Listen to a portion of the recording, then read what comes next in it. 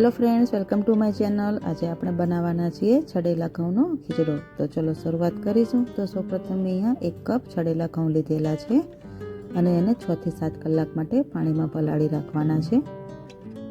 હવે અહીંયા કુકરમાં 4 કપ પાણી એડ કરી દઈશું. પાણી ગરમ થાય એટલે આની અંદર છડેલા ઘઉં એડ કરી દેવાના છે. તો ફ્રેન્ડ્સ, અત્યારે છડેલા ઘઉં માર્કેટમાં ઇઝીલી મળી જતા હોય છે અને એને જ્યારે તમારે બનાવવાના હોય ત્યારે એને 2 થી 3 પાણીએ સારી રીતે ધોઈ લેવાના અને એને 6 થી 7 કલાક માટે પાણીમાં પલાળી રાખવાના છે અને પછી આવી રીતના એને કુકરમાં બાફી લેવાના છે. તો અહીંયા આપણે 6 થી 7 આની વિસલ વગાડવાની છે.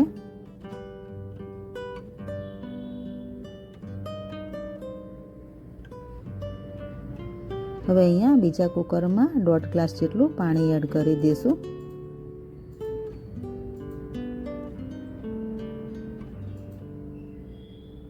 મેં અહીંયા 1 કપ છડેલા ઘઉં લીધેલા છે અને 1/4 કપ તુવેરની દાળ લેવાની છે. તુવેરની દાળ આની અંદર એડ કરી દઈશું અને 1 વાટકી સિંગદાણા એડ કરી દઈશું. 2 થી 3 કલાક માટે મેં અહીંયા ખારેક પલાળેલી દીધી, એને પણ આની અંદર એડ કરી દઈશું.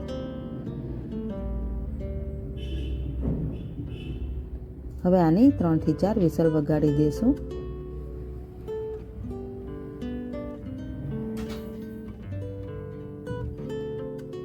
તપેલીમાં મેં અહીંયા પાણી ગરમ કરવા મૂકી દીધું છે. એની અંદર થોડુંક મીઠું એડ કરી દઈશું અને પિંચ જેટલો સોડા એડ કરી દેવાનો છે. અડધી વાટકી તુવેરના દાણા એડ કરી દઈશું. અડધી વાટકી પાપડીના દાણા એડ કરી દઈશું. અડધી વાટકી વટાણા એડ કરી દઈશું અને આને 3 થી 4 મિનિટ માટે જ આપણે આને બાફવા દેવાના છે. વધારે નથી બાફવાના. તો 3 થી 4 મિનિટ જેટલો સમય થઈ ગયો છે. દાણાને આપણે ચેક કરી લઈશું. તો અહીંયા 3 થી 4 મિનિટ જેટલો સમય થઈ ગયો છે અને દાણા સરસ બફાઈ ગયા છે. હવે અહીંયા તુવેરની દાળ પણ સરસ બફાઈ ગઈ છે.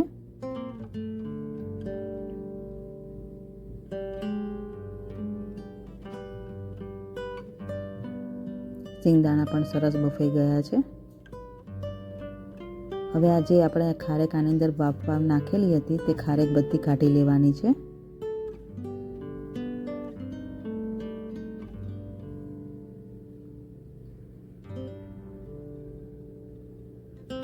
અને આપણે જે ઘઉં બાફવા મૂકેલા હતા તે પણ ચેક કરી લઈશું. તો અહીંયા 6 થી 7 વિસલ વગાડેલી હતી. તો અહીંયા છડેલા ઘઉં પણ સરસ બફાઈ ગયા છે.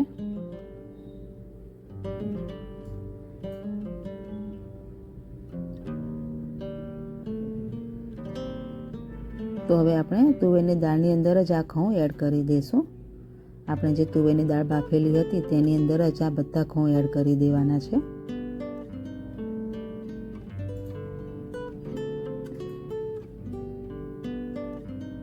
અને આપણે જે લીલવા બાફેલા હતા તે પણ આની અંદર એડ કરી દઈશું.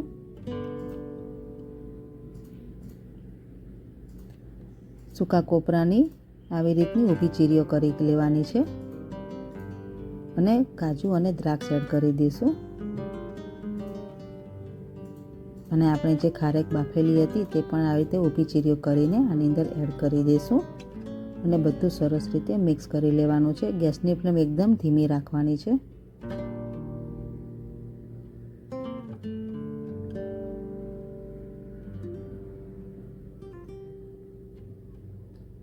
પાંચ લવિંગ અને 1 નાનો ટુકડો તજનો લેવાનો છે અને એને આવી રીતનું અધકચરું જ ખાંડી લેવાનું છે. તે આની અંદર એડ કરી દઈશું અને સરસ રીતે મિક્સ કરી લેવાનું છે.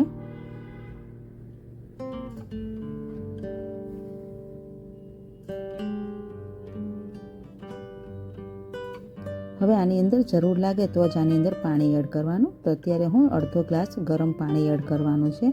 એ વાતનું ખાસ ધ્યાન રાખવાનું કે ઠંડુ પાણી એડ નહીં કરવાનું, ગરમ પાણી જ આની અંદર એડ કરવાનું અને એને 5 મિનિટ માટે આપણે ગરમ થવા દઈશું.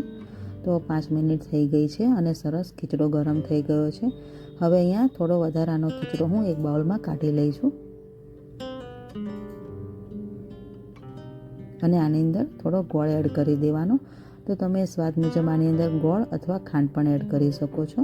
તો અહીંયા આપણે ગળ્યો ખીચડો અને તીખો ખીચડો બનાવવાનો છે. હવે અહીંયા ગોળ બધો ઓગળી જાય ત્યાં સુધી આને આપણે ગરમ થવા દઈશું. ગળ્યો ખીચડો પણ એકદમ ટેસ્ટી લાગે છે. તો અહીંયા બધો ગોળ ઓગળી ગયો છે.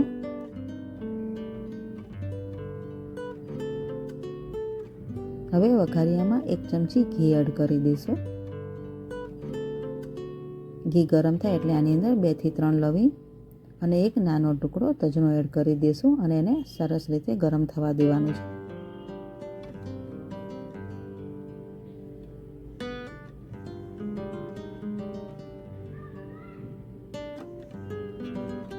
હવે આ વઘાર ગરમ ગળ્યા ખીચડાની અંદર એડ કરી દઈશું.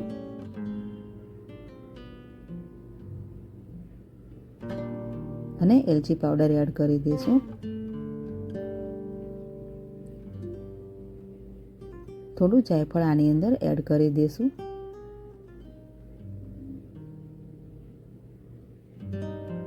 હવે બધું સરસ રીતે મિક્સ કરી લેવાનું છે.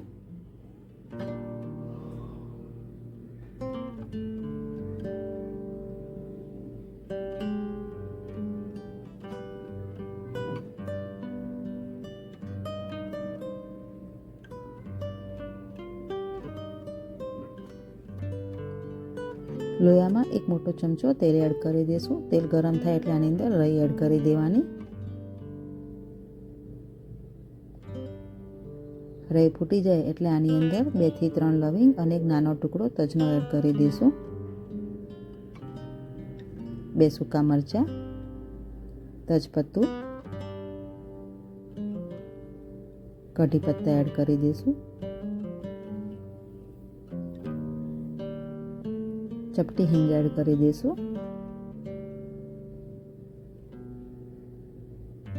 1 ચમચી આદુ મરચાં એડ કરી દઈશું. મેં અહીંયા તીખા મરચાં લીધેલા છે.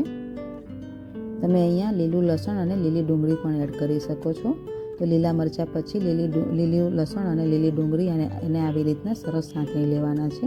તો આદુ મરચાં સરસ સંતળાઈ ગયા છે. અડધી ચમચી હળદર, 1 ચમચી કાશ્મીરી મરચું એડ કરી દેવાનું અને અડધી ચમચી ગરમ મસાલો એડ કરી દઈશું. ગેસની ફ્લેમ એકદમ ધીમી રાખવાની છે. બધું સરસ મિક્સ કરી લેશું.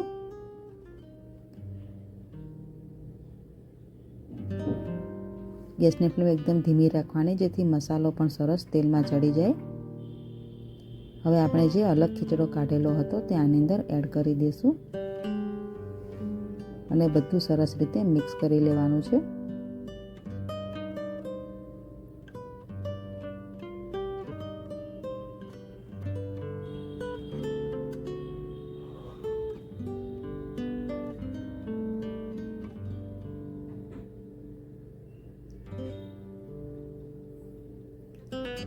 સ્વાદ મુજબ મીઠું એડ કરી દઈશું અને 2 મિનિટ માટે આને ગરમ થવા દઈશું.